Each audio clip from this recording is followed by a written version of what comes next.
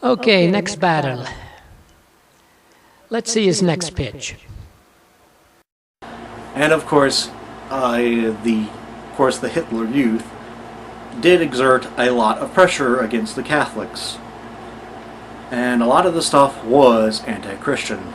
Or not anti-Christian, but anti-Catholic. Away with you priests and your rights. That's anti-Catholic. Drive left center field. He might have had it. There it goes. It's out of here. Oh, doctor! No, it was more than just anti-Catholic. Here is one complete song from the Hitler Youth, and I quote, "We are the happy Hitler Youth. We need no Christian virtues, for our father Adolf Hitler is always our mediator. No parson, no evil man can prevent us from feeling ourselves to be Hitler children. We do not follow Christ, but horse Wessel, away with incense and holy water vessels. We follow our flag singing as worthy sons of our ancestors. I am no Christian, no Catholic. I go with the SA through thick and thin. I can do without the church. The swastika is redemption on earth." Unquote. Okay, next battle. Let's see his next pitch. Can't simply kill someone in the name of atheism. Drive left center field. He might have had it. There it goes. It's out of here. Oh, doctor! Oh, you could if you wanted to, if you were an atheistic fundamentalist. But that's not what these tyrants were. Their lack of reverence for human life was not due to some conscientious crusade for atheism, but rather a self-imposed state of mind that rejected the idea of the existence of God, and thus rejected the existence of his laws, and thus felt nothing about killing millions of people. And Stalin suggested to one of his fellow students to go read Darwin, so whatever he understood about Darwin also contributed to his thinking process. So this idea that atheism has to be some kind of conscious, militant crusade in the name of atheism is not what Christians charge atheists with. Christians believe that atheists do not seek God, and thus do not come into contact with him by way of spiritual exercise, as Christians do. And thusly never build up a reverence for not only humanity's physical worth, but also humanity's spiritual worth.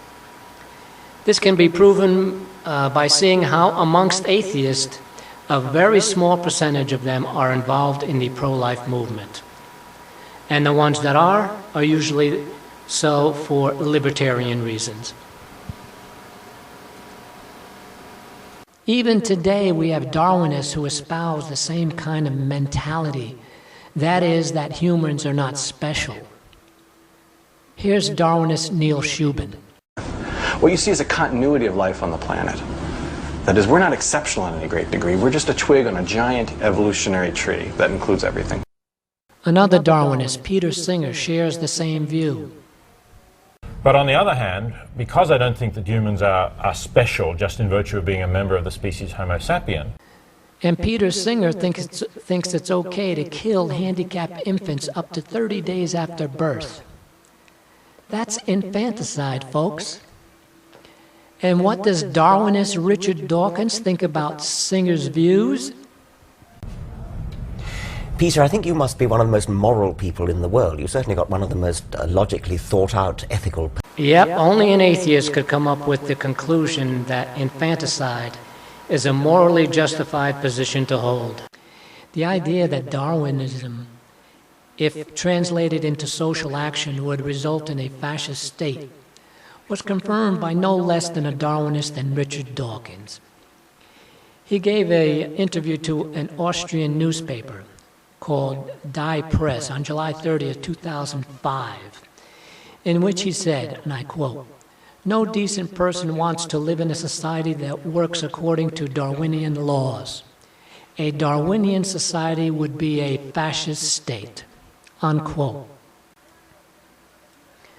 Okay, next battle. Let's see his next pitch. He really considered that his ideals came from getting rid of the Jews, because they were Christ killers. Where does that come from but Christianity? Again, he's saying he'd done the Lord's work and that he would be doing a great favor. Drive left center field. He might have had it. There it goes. It's out of here. Oh, doctor! Once again, if Hitler had just viewed them as Christ killers and that he was doing the Lord's work, he would have never allowed the Hitler Youth to trash Christianity and the church, as I have previously shown. And secondly, the idea that it is from Christianity that this Christ killer mentality comes from is also false. It was not the Jews who killed Christ, it was the Romans who did. And thirdly, if Christ wanted to, he could have annihilated the entire Roman army. He chose to come and die for the sins of mankind.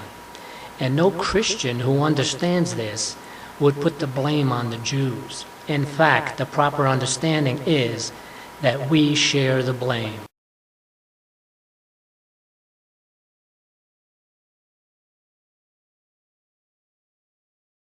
There was a little Russification, and sometimes they had to sort of get the community together in order to give a sort of identity. And sometimes they did that by mandating Russian Orthodox Christianity in some areas.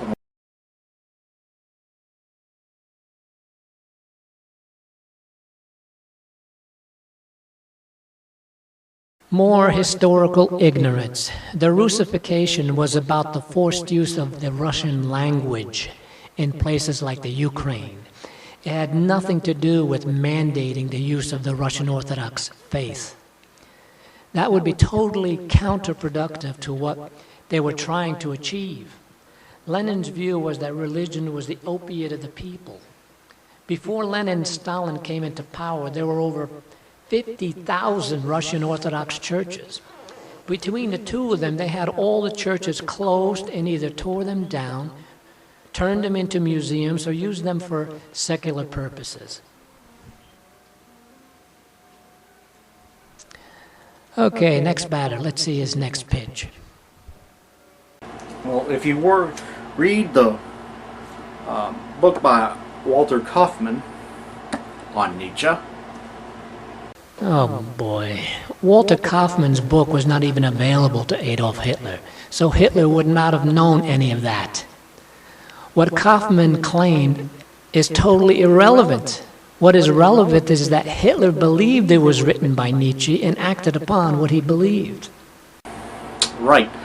See in the video link below, in the box below, that Aaron Ra actually goes quite over the Aaron Ra. Ah yes, the guy who claimed that Hitler was a creationist. Last time I checked, a creationist is someone who believes in a god of one form or another that created everything. I don't think that if you were in a foxhole during World War I, as Hitler was, and we're going to be reading and memorizing paragraphs from a book, that it would be paragraphs from a book written by an atheist like Hitler did. A Bible, yes. The Torah, maybe? Yes. The Quran, maybe? Yes. The term atheistic creationist would be an oxymoron. Say, well, was atheism is the greatest evil? No.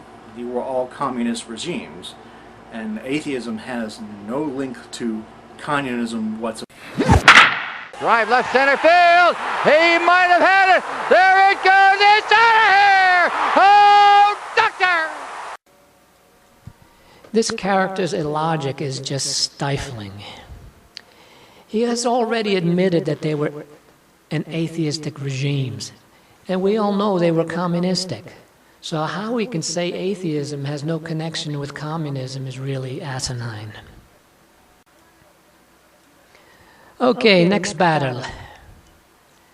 Let's see his next pitch.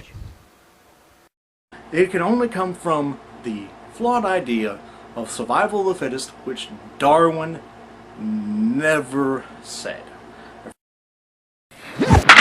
Drive left center field. He might have had it. There it goes. It's out of here. Oh, doctor! I end my critique of this character's video with this comment that he just made, as an excellent example of how poorly researched this video of his was, and should pretty much send up a red flag as to the veracity of anything he has to say.